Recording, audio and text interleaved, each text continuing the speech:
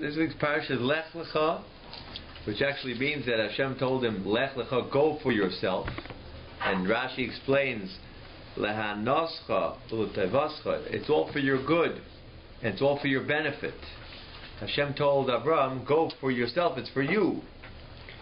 And there, in Eretz Yisrael, I will make you into a big nation, and there you'll be able to have children, and your name will become great. So that's just a simple idea, the first part of the pasuk. What's the big mitzvah of this week's parsha is bris milah, right? That's the big mitzvah that we find that Hashem told Avram in the middle of the parsha. He said that you should have a bris milah. And not only that, he also told him, what about Yishmael? Yishmael should have a bris milah, and also Yitzchak, after Yitzchak is born. So that's all the way in the end of the parsha by Shvi, he told to have bris milah. Now, the question is, what happened before that? Before the end of the parsha, right? If you turn to page 72, 72 is where it all starts, right before Shvi. Avram was 99 years old, right? This is after, a lot has happened here, that he had to fight with the four kings and the 5 kings. And Lot came, and Lot separated. Lot went to Sodom. So finally, by his 99, it says that Hashem told him, this is the pasuk, that if you ever listen when the Moel, he does the bris milah, some of the Moelim will say this pasuk, actually, pasuk Aleph. Towards the end of the pasuk, right next to the base, it says, they love Ani kel shakai his halech lefanai v'heye samim. The Moel will say over that pasuk, which is the introduction to the whole idea of the bris milah here. And it says in verse, pasuk Dalet, Ani hine berisi itach ve'isi lav goyim. I'll make a bris with you, a covenant, and you will become the Av Hamoin Goyim, the father of the multitude of nations. Right? And here is where his name actually changes. So that's he became Abraham. Now, if you turn the page 74, Hashem told Avram, Ve'ata es brisi tishmar, and you should watch my bris. Which bris? The next pasuk says, Zois brisi asher tishmu b'ni v'nechem v'en za'arecha acharecha himo lachem kol zachar.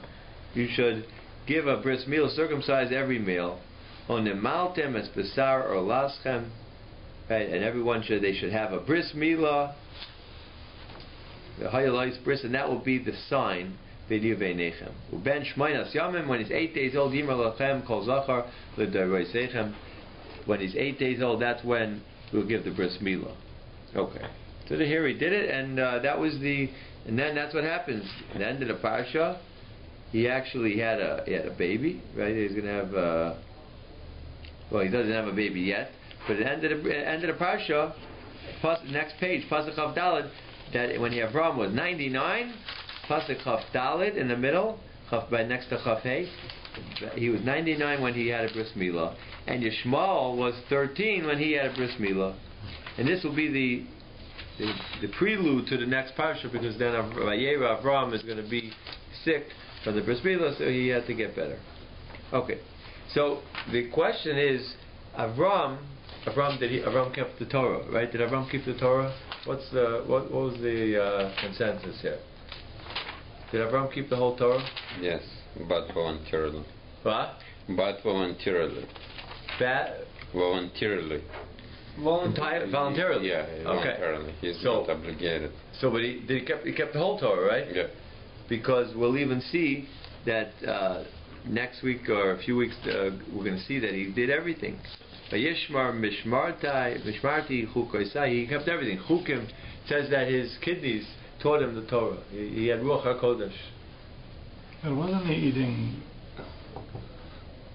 meat and halal when the angels came? That's a good question. It was Pesach. He was making matzot or something, but I think I remember meat and milk at the same time. No? Here's question. I don't know if I'm making it up. When the next parsha, that's right. When they came, he says, kill the cow, bring the meal. Next week's parsha. Next week's parsha, it says that after he had the bris milah, he was sick, so he waited outside for the angels, and the angels came. So he gave them to eat under the tree. So what did he give them to eat? So it says he gave them tongue. Right, he gave them each a tongue, and he also gave them milk. Yeah. So the big question is, how could he give them milk and meat? The words are that he brought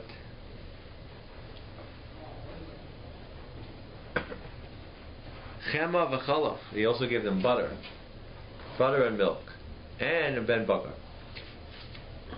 So one simple way to say it is, it says vayikach chema v'chalav uben bakar. He took the milk and he took the butter and the ben bakar and he took the ox. So Rashi says, so it could be he brought it, right? Rashi brings down, as he made it, he brought it.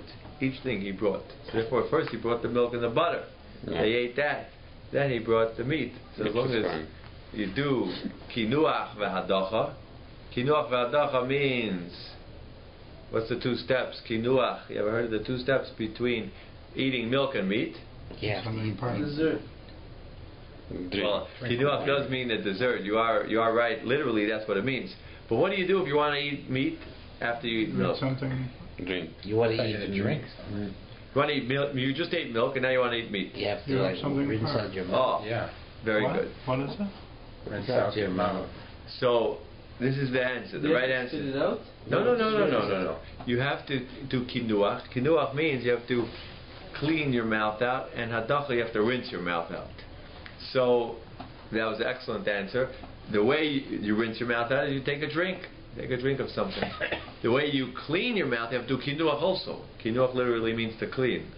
What if it's chunks of something dairy? Yes, it's a cheese blend. Well, if it's a hard old cheese, that's different. But anything else, you just do kinuach hadacha. The way you do kinuach is you take a little piece of bread and you eat the piece of bread, and the bread will take off anything which is in the way, anything that gets stuck in the teeth. So that's the two things to do. Kinuach, take a piece of bread and chew it. Take a little water, drink it down, and you should also wash your hands, because we're scared that maybe some cheese was stuck to your hands. So that could be what they did over here. They ate milk and then meat. That's one answer. Could be another answer is that they didn't really eat because they were really angels. So you have to see what it says. It says that they ate. So Rashi says, the last words on page 78, Rashi says, they looked like they ate, but they didn't really eat because they were really angels. But Rashi says, so why they make believe they're eating? Why do they have to make believe? It's an embarrassment otherwise. Yeah, so the Rashi says you shouldn't change from the minhag. If the minhag in a certain place is, let's say, to do tachnun or do tachnun first, and you do what the minhag is, the minhag of the place. If you come in from Eretz Yisrael and they say that long paragraph. We say the long paragraph by Marav. So if you're in from Eretz Yisrael and you're davening in front of everyone for the Amud, you should say it. You do whatever the minhag is. What if you're in a Sephardi shul? So you shouldn't veer off too much from the minhag. Whatever they do, you should try to follow. Yeah. So that's a second answer for that.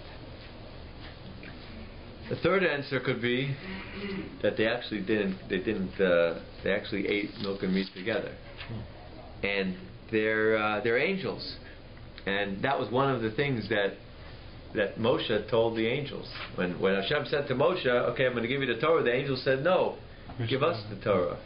Tana haidcha, put your hod. Haid means your glory.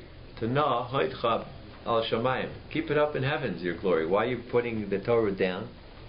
So Moshe said, Hashem told Moshe, okay, Moshe, maybe I shouldn't give the Torah to the Jews. Maybe we should give it to the angels.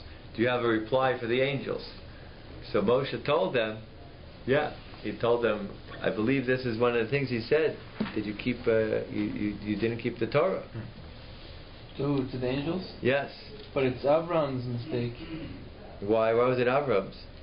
Because you're not supposed to provide, or even the dog you're not supposed to give. Okay, now that's true. Now he thought they were Arabs. It could be they were dressed up as Arabs. But even to a goy, you're not supposed to give milk and milk and meat. Why not? No, you can. No? You can. He's a non-Jew. That's not one of the seven. No one can benefit from it. You can't have No, that means you can't benefit from the milk and meat. You can't, let's say, take milk and meat and give it to your dog or your cat. But let's say a non-Jew who's not incumbent on you to feed him. Only somebody you have to feed, so you're getting direct benefit. If it's someone just out of the street where you don't have any personal benefit, maybe that could be better. I can give a cheeseburger to the workers, to the people that I work with. I can make them a cheeseburger. It depends if you're getting benefits. It's a good question.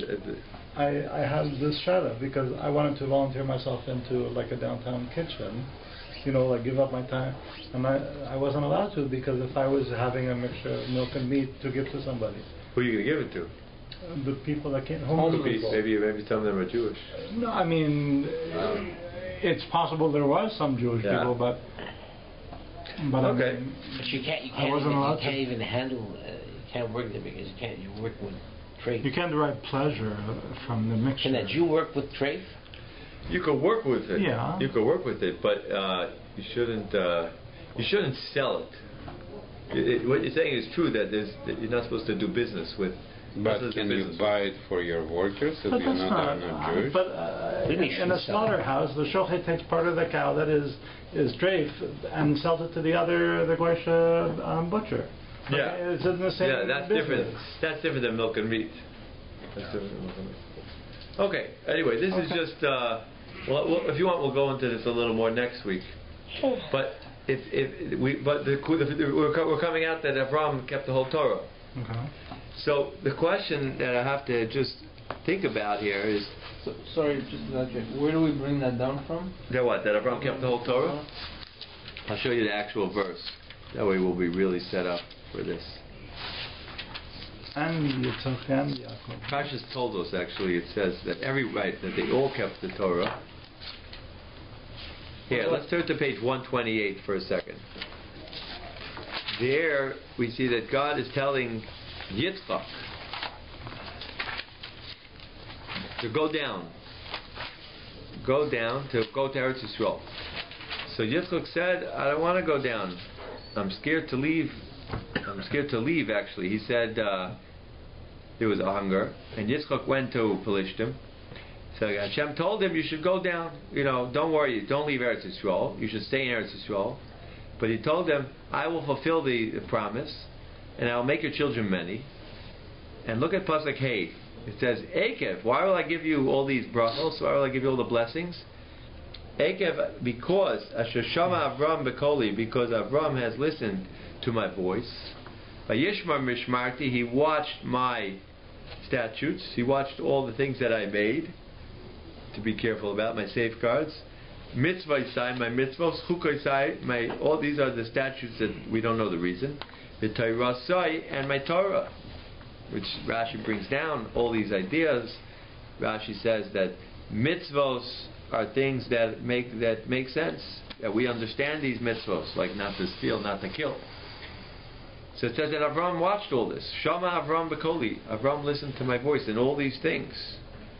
Chukosai, Rashi says, you know what Chukosai are? What are the classic case of Chukah, of Chayk? Red cow. What? Red cow. Red cow. Okay. But Avram, what else did Avram do? Rashi says he did another two things. Rashi says eating chazer, chazer, total chazer, is non-kosher. So it says that's one of the spitz, one of the prime examples of a chayk, which we don't know the reason for. And shatnez, not to wear clothes that have linen and woolen linen together. So it says Avram watched everything. He Torah Sai, he even watched my Torah Shebeksav, Torah Shebapeh. So that's what he says right here. So based on that, we have a question that has to be asked. Right? And the Ramban explains how he learned it. He learned it through either divine inspiration, he had Ruach HaKodesh, but he learned the whole thing and he kept the whole Torah. So here's the question. What comes out the big question? If he really kept the whole Torah, right? So then, what's the question? Let's go back to. He wasn't commanded to. So, but he did it. So with Pesach saying very good. He did it voluntarily. Right. So let's go back now to our parsha. Our parsha says that at the age of 99, Hashem told him, do a bris milah. 99, right? So my question is, why did he wait? He didn't do a bris milah. Right. Why didn't Avraham do a bris milah? He's waiting and he's 99 already. Who knows how long he would live? Why didn't he do the bris milah?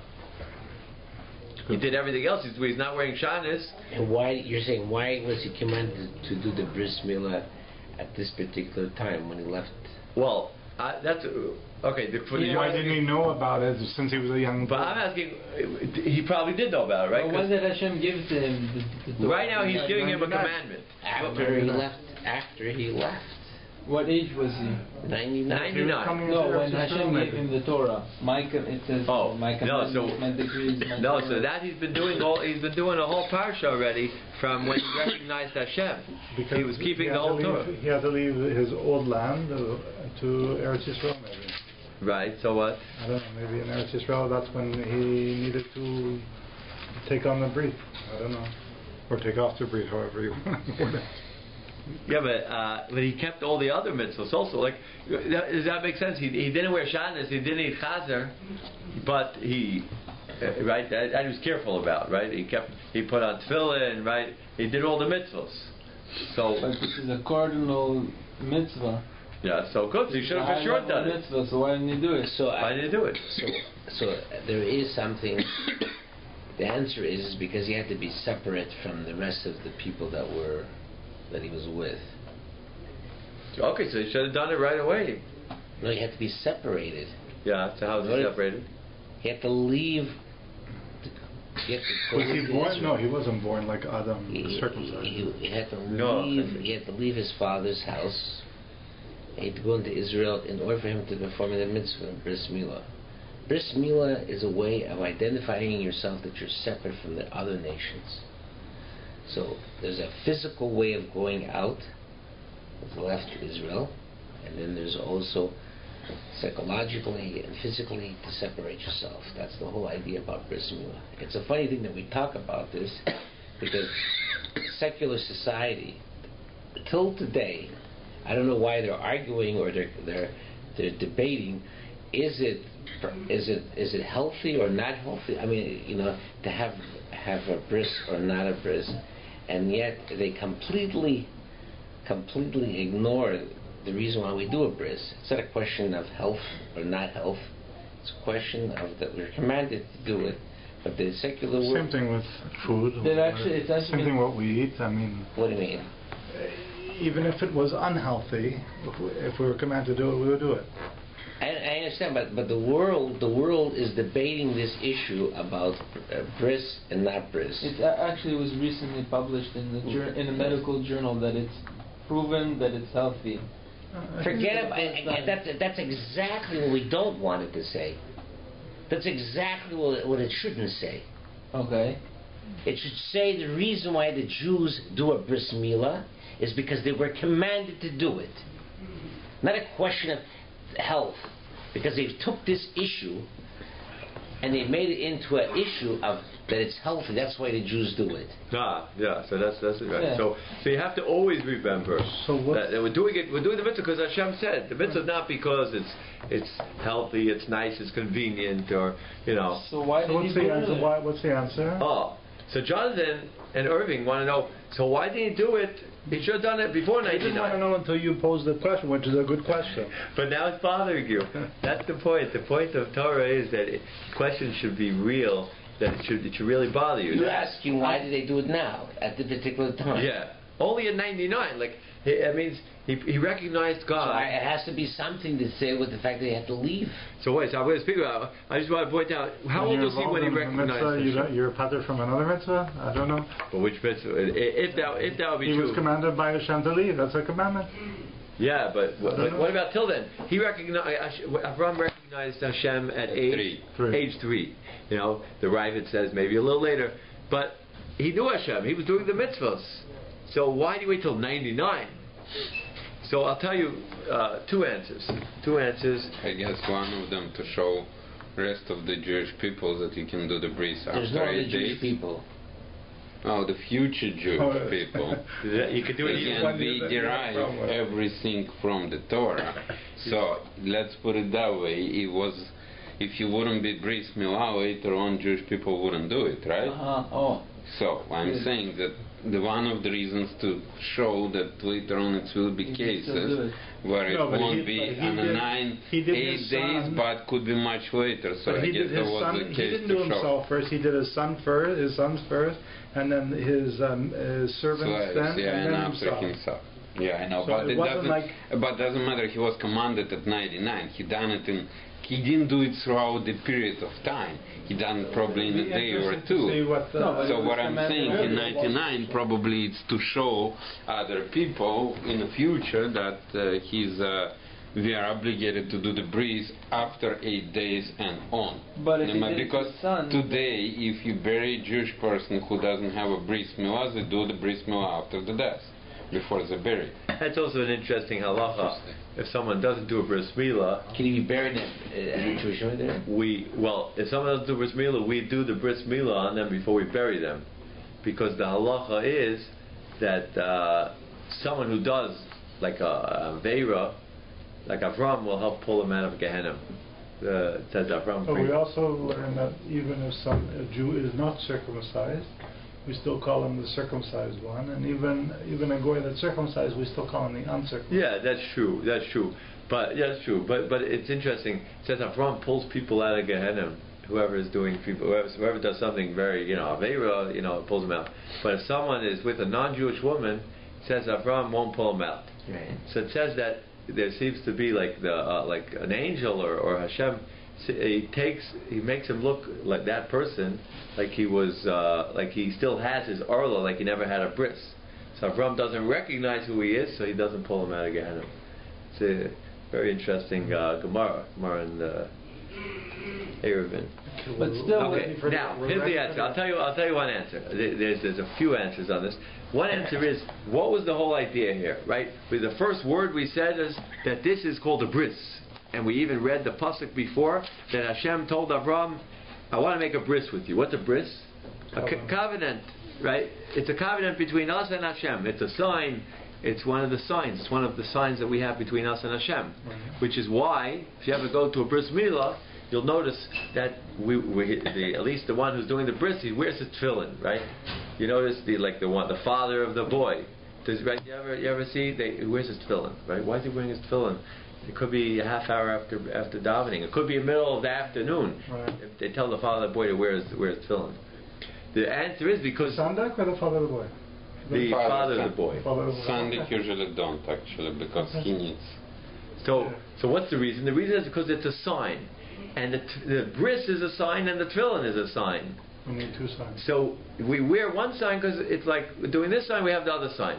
The truth is on Shabbos, which is such a big sign, so we don't do the other. We don't need tefillin because we already have Shabbos. That's interesting to think about. But in any event, getting back to this idea, it was a bris. It was a covenant. So what's a covenant? Covenant means that you and I are going to make a pact, right? We'll make a treaty. How do you make a pact? You shake on it, right? Shake on it. You come to a mutual agreement, right? But it has to be a real, a real agreement, right? Like Avimelech made with Avram. Avimelech told Avram, I took care of you, and I want you to make sure not to harm my kids. And they took a stone and they made a pact. They made a bris. But a bris is a mutual agreement. Now, the way Hashem said, I want to make the bris. I'm going to make a covenant with you. What will the covenant be? I want you to do circumcision. So the idea is that, but you can't do the circumcision. That's only when Hashem says, I want to make a bris with you. So I can come in and make a covenant with you if you want to do it with me. But till Hashem says, let's make a covenant, you can't have a covenant on one side. You can't just so you one haven't side. answered your question. So therefore, Avram couldn't do the action of the bris milah because that was only the action of the covenant. But you first need two parties to agree to come into the covenant together and to shake on it. So he only made the covenant when he was 99? Right. Why then? The question is... Because that's when Hashem came to him. He came to him now and when he's 99 and said, Avram, I want to make a covenant with you. So he couldn't do it on his own. Because I want to make a covenant with you. Well, where you're in Eretz Yisrael. Can I make a covenant with you if you're in Eretz Yisrael and I can't see you, I can't speak to you? It's a one-sided covenant. You can now. In the modern time, you can. Doesn't work. That's the Skype. You Skype. Okay, but he's there. He'll agree. At least he'll agree on Skype. It's one of the tests of Avram. The first test was that he had to leave his home. Right, that's true. So because he was successful and that he left his home, right. That's what I meant. That's what I was trying to bring out. Yeah. That's when he was commanded. The test number 2 was, now that you left home, you passed that test, I'm going to give you another test. True. It was test number 2, right? What's the test when number 2? Now that you left your home, you left your friends, you left your family, you're completely alone, like an animal. You're not alone. I'm going to make a covenant with you. Good. That's a nice explanation of the events, how they led one after another. Very beautiful. Did you say there was another idea? But yeah, this is the first one. That's very nice explanation. You hear? He's saying after Avram was all alone, so Hashem said, "I'm here with you. I'm going to make a pact with you together." So now that there's two deos, there's two mindsets that are here together. And they are agreeing, okay, now you can do a bris milah. You can do the action of cutting, but if you just do the action of cutting, you make anything, but there's no formal agreement between two parties, it doesn't mean anything. Okay, now so now that Hashem said, come, I'll make a bris with you, so Abraham said, okay, I'm coming, I'm doing the bris. Okay, now I have a question. We have, as usual, we have a contradiction. Okay, with Abraham of 99, I understand. With Yitzchak at 8 days. What Yitzchak says at 8 days, yeah, I'm ready, I'm making covenant, and with the rest of us, okay, let's say somebody who is adult, he may say, okay, I understand it's a mitzvah, I'm ready to make a covenant, but your kids and my kids, all circumcised, my anyway, for sure I don't know about yours, all my boys at 8 days, I mean. Yeah. So the truth is... It's not a contradiction, because, again, it goes back to exactly what I was saying. Was that the reason why you had the covenant was in the first place is because he passed the first test, he left his home. He happened to live at 99. That has nothing to do with Yitzchak. No, so he wants to know, what about like a little child who has a yeah, but the covenant says you have to make now with your kids, with your grandkids, and etc., no generations. And it says that Yitzchak was circumcised on 8th day. We know, okay, from medical perspective, it says that the 8th day is the best day to get circumcision, but it doesn't mean, again, we commanded. If we would be commanded on the 5th day, we would have So you know what I'm saying? 8 days... Yes, well, yeah, why is so on that, there is also the mitzvah. Who has the mitzvah to do a bris milah on the 8th day? Well, actually, it's a child on himself. It's like a bar mitzvah. So the answer is both. Till the child is 13, the father has the mitzvah. When the child becomes 13, then there's a second road that now the child himself has a mitzvah. So there's two people who have the mitzvah now. Yeah. So therefore it could be also the father's entering into he's fulfilling the bris, the covenant, by the father bringing his child in to do the bris milah. So therefore that could be, even though the child is very small, but the father is bringing his son into the bris. And that's so because he was brought at 8 days. Yeah. So his father was fulfilling that covenant. Right. So now he's fulfilling his covenant. Right. Making like he's entering the covenant, but it's not on him, on his unless you're cognizant son. of it. I mean, like Pesach's point was, at 8 days you don't. You're not. No, the point. Yeah, I understand the point. It's a commandment is on me to have a bris on my child. Of course, today, day and age, we don't. We have a shliach who is the moel, In most cases, I don't know about the malls themselves, if they do on their kids or they also But it's have the a actual mall. commandment. It's not that well, actually, it is the father who's It's obligated a father to do who's the commanded, deed, yeah. but he has the shaliach with the Yeah, moral. he can nominate. And what's the rule? Shliach shel adam kemoso. So Because- when you get a yeah. messenger, it's like you're doing it yourself. Right. Because like I had I have two. I have two different morals, and each single one, Had to ask him. before he started, he asked me, would you like, and actually Right. both of them gave me a knife and a Yeah. mic. You know, would you like to do it yourself, or you would like to nominate me as a shliach? That's all right. I'm nominating you. Right. So that's fine. So they all ask. So it's like, maybe. But the question is, why on the 8th day? That's a good one. Because Why- Well, one of them I nature. heard that you have to live through Shabbat. It's a beautiful medrash, which is actually why we have Shalom Zachar. Yeah. One of the ideas of a Shalom Zachar, why do we go to the baby's house Friday night before the bris milah? So there's an idea, Even if the baby isn't there. right? Yeah, the best thing is if the baby could be there. That way we could. That way the baby, because there's three reasons why we make a Shalom Zachar. But one of the reasons is because we want the baby to go through a Shabbos. It's like before you go to the king, you have to be able to, let's say, get into the doors and you see the secretary, and you come in through the secretary. So before you come to the bris milah, which is coming in front of Hashem, it's a covenant. You have to go through Shabbos. Go through one Shabbos first, then you're ready for the bris milah. That's a beautiful. You said that beautiful answer. That's why we make a suda of a shalom zachar, because there we're celebrating. You're coming to. It's called the matranusa. You're coming like towards the noble man or the noble woman before you come to the king. You get in. This is like going into the palace. So that's very nice. But that's one reason. The second reason, what's another reason? Why do we make a shalom zachar? Second reason, shalom zachar, is because the baby survived its mother's stomach. To had a Yeshua, it had a salvation to come out of the it's stomach. always on Friday night before Shabbat. So right. So therefore, since the baby was saved from it was in the mother's stomach, and anything could have gone wrong. It was like a very big danger. So the baby came out all right. We make a Suda Soidah, we make a happy celebration to celebrate that the baby's all right. But it's on Friday. The Friday night, the celebration. Yeah. I think it's On more Shabbat. to what? Yeah, so that's the other reason. That's the second reason. If it's a salvation, why? Well, there's a Misha Bread done for the health of the mother. But why doesn't somebody bench goma for it? For her, they do. Oh, they do? Yes, I think the mother saw. Yeah? You have to see which communities how they do it. Oh, okay. Some people, the lady will do it maybe by the kiddush. Let's say if they make a kiddush, then they'll call 10 people around, and she'll make it, or the husband might make it. Okay. Yeah, Okay. that's the second reason. The Why third, not 7 days? no, so you need 8 days to go through the Shabbos, to pass through the Shabbos. So if the baby's born Friday afternoon, you got to go through the whole Shabbos and then go till the next Friday.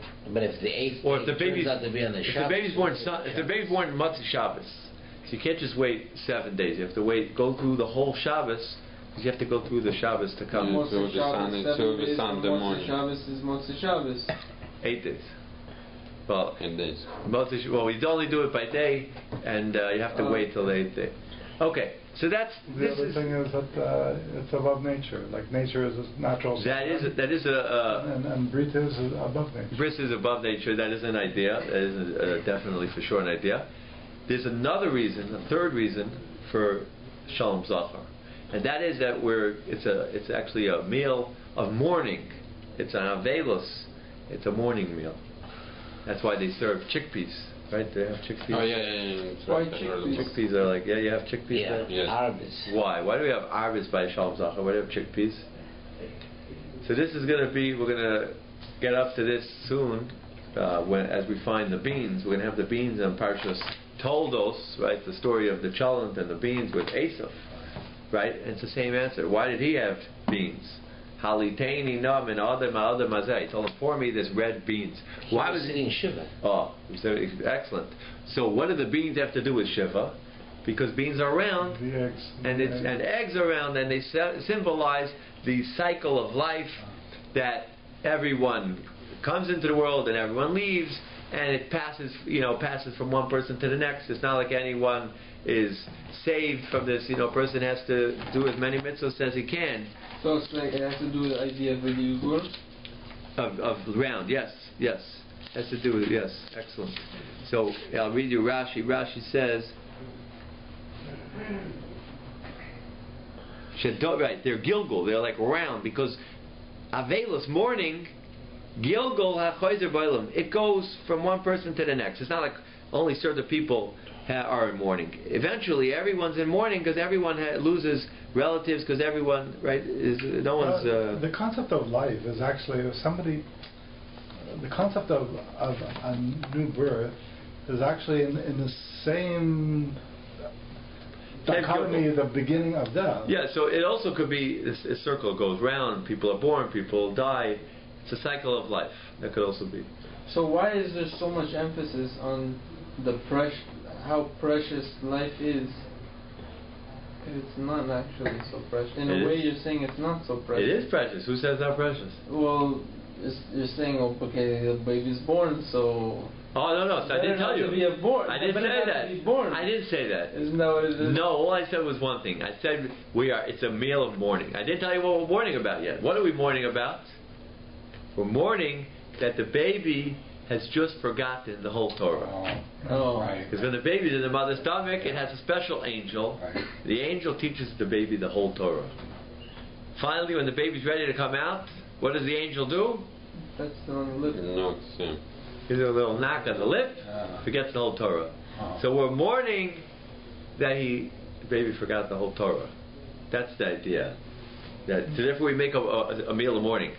But in Eretz Yisrael, the Mir Yeshiva, the head of the Mir Yeshiva, he used to say it's not a meal of mourning, it's a meal of happiness. Because now we're able to work on the Torah. Now we're able to learn it on our own. Till now we just got it spoon-fed from us. The angel just told us everything. We didn't have to work.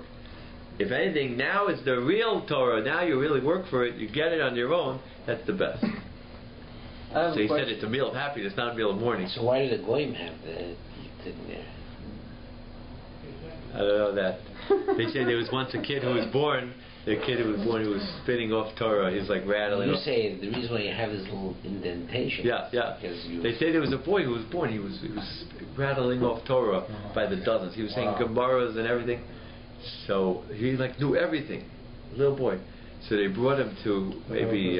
He didn't have it. Right. They brought him to I think the Stipler, one of the great Rabbanim, and he said, "Oh, I think the Malach they didn't give him the clap." So he went like that to him. And the kid forgot everything, and he was a normal kid after that. My God. Okay, so that about this stage here. Yeah. It seems like something looks like contradiction. What? Where did the Goyim lose? Where the guy lives? I don't know. It says here. Yeah. I will increase your offspring like the stars of the heavens. Right. So what's the question? Why aren't we like the stars of the heavens? We don't know that.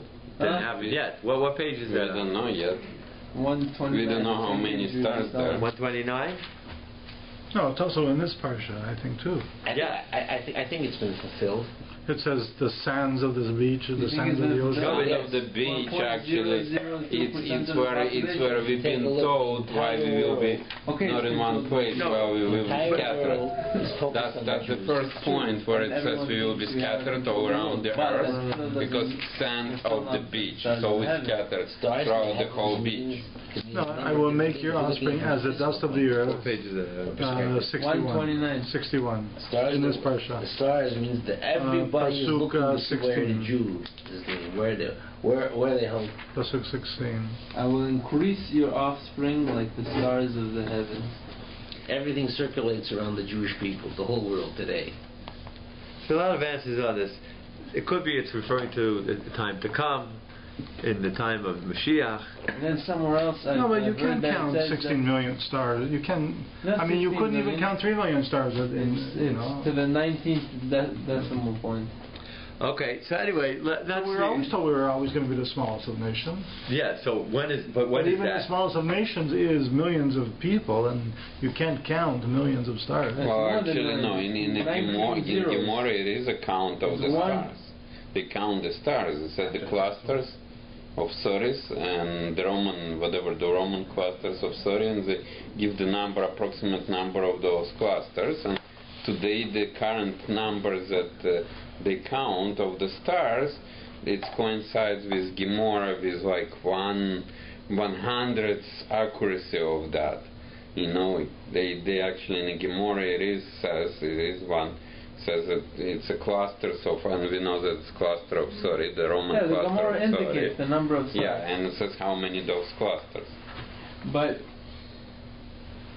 in other areas it says, I can't remember where I saw this, but it says that we'll be the smallest nation. Yeah. Yes. So it could be in terms of their world in when we'll get when Mashiach will come. Right. That's when will become many.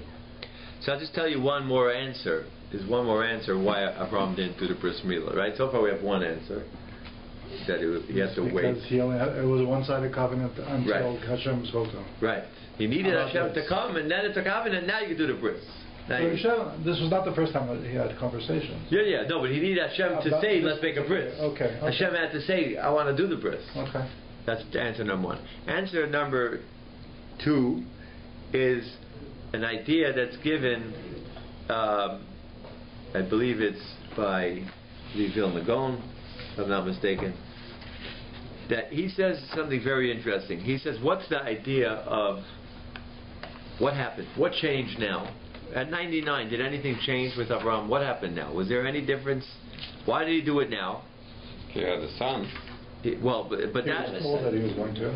Yeah, but that's true too. He had a son 13 years ago.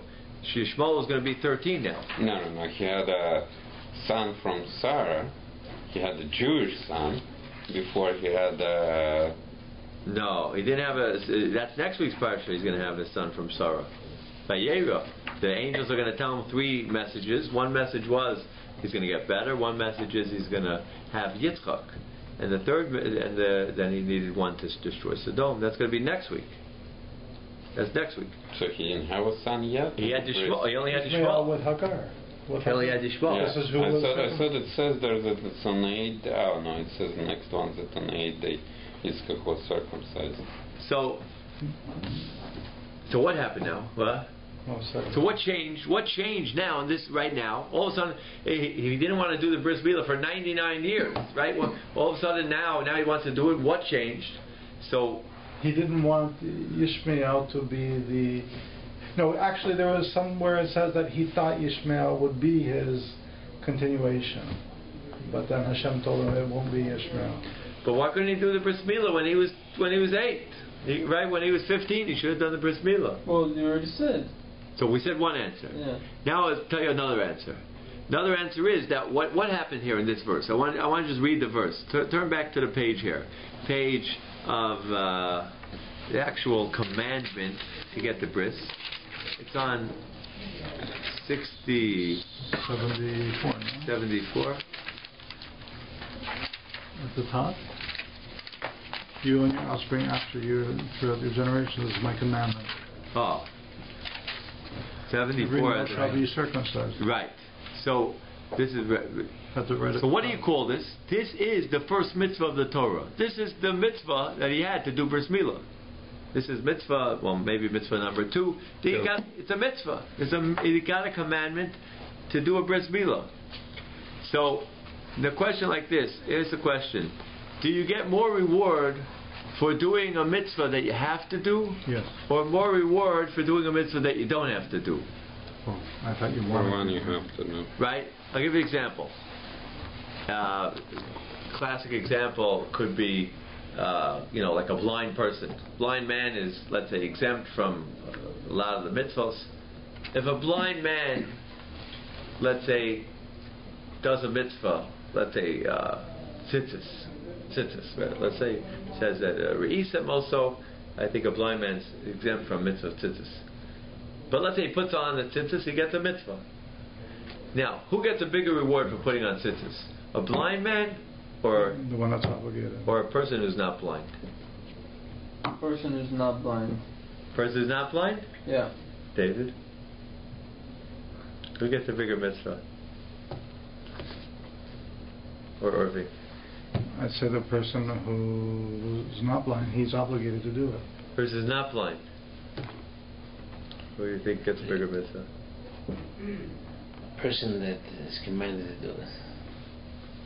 But do you understand the case? But he's blind, meaning he's exempt. He's exempt. And he's doing something even though he's exempt. But the voluntarily. Voluntarily. It doesn't necessarily have to be blind. It's amazing. He doesn't even have to do But it. the opposite to what we would think would be. I'm not telling you the answer yet. I'm just telling you. I'm just want to argue with you about it. Because I say it's the guy that's commanded to do it, as opposed to someone that's not commanded because he's blind. And the reason is because when you're commanded for the reason of a covenant. One could take that reason of, let's say, doing the bris milah for other reasons than they're not from a Kodesh Baruch Hu. Yeah, but even after he gets, even if he is commanded, he could do mitzvahs for the wrong reason. Some people could learn Torah for the wrong reason. Some people could, it's shalol lishma means you could do a mitzvah for the wrong reason. They take a nice esrog because they want to show everyone they got such a nice esrog, so they're shaking away. How do you know they get the mitzvah? What? How do you know they're getting the mitzvah? No, they get a mitzvah because they took the esrog. But it's shalol lishma, it's for the wrong reasons. You're rewarded for your merits, for the challenges in your life. Okay. Not when things are easy. Okay. So what do you want to say with that? I want to say that. Do you want to say one of them? It's easy to do something for someone who's. I mean, it's harder to do something for someone who tells you to do something. If I tell you someone to do something, I think it's harder for them to want to do it than for him to just decide to do it on his own. When you commanded to do it, your Yetzirah working on you very nicely. And the best example, have you ever tried to fast by yourself just for medical reason? No.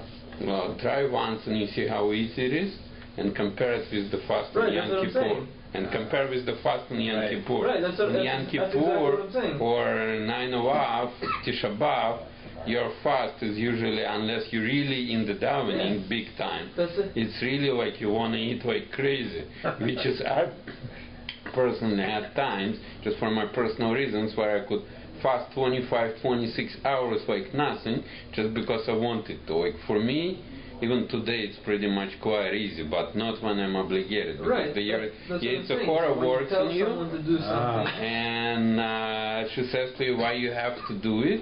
You know, when it's voluntarily, I can do it today, I don't have to do it tomorrow. So Yetzirah doesn't fight. Here's the answer? It's just like at work. They want to say it's easier. It's just like at work. If someone tells you to do something at work, what do you think in your head? I don't want to do it. It's the best explanation I ever thought why in many secular Jewish couples, they're very successful when they're not married, and the minute they decide to marry 2 weeks after they split. The question is very simple, because Yetzirah doesn't work on you when you're already doing Avera, when you're together and doesn't have a chuppah. So Yetzirah is enjoying and helping you to stay together.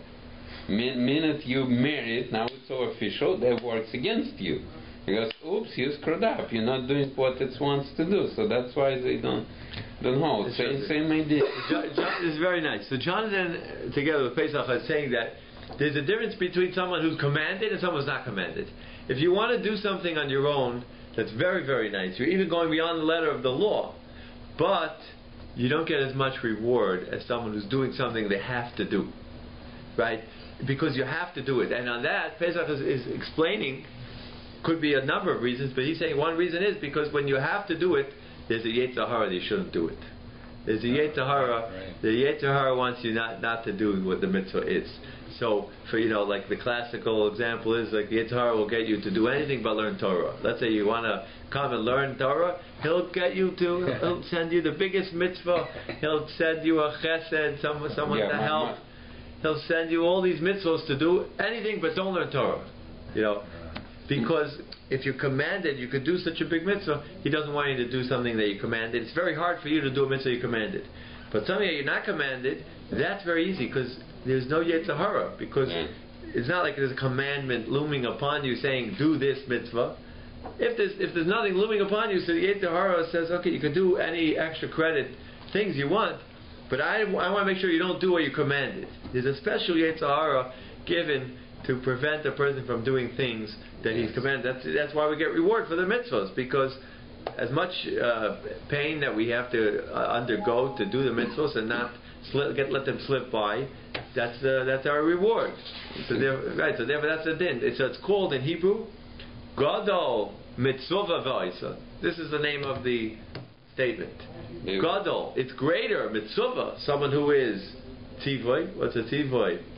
Self-commanded. Right, Gadol Mitzvah, greater is one who's commanded, Ve'osa, and he does it, Mimi, than someone else, She'ena Mitzvah V'Isa. It's more than someone else who's not commanded and does it on his own volition as a voluntary mitzvah. So therefore Jonathan wants to say with that could be the answer to Avram. Avram, he didn't want to do the bris milah for all of those 90 years, because then he would only get reward like someone who's not commanded and does it. So he'd rather wait till when he's 99, he got the mitzvah. Oh, now I'm a mitzvah v'isa. Now I'm commanded to do it, and I'll do it. Mitzvah v'isa, you're commanded, gets much more reward than an ain't mitzvah v'isa. This is the idea that's brought down by the Bill Nagon. Bill Nagon is okay. That was nice. Okay, so we'll stop now.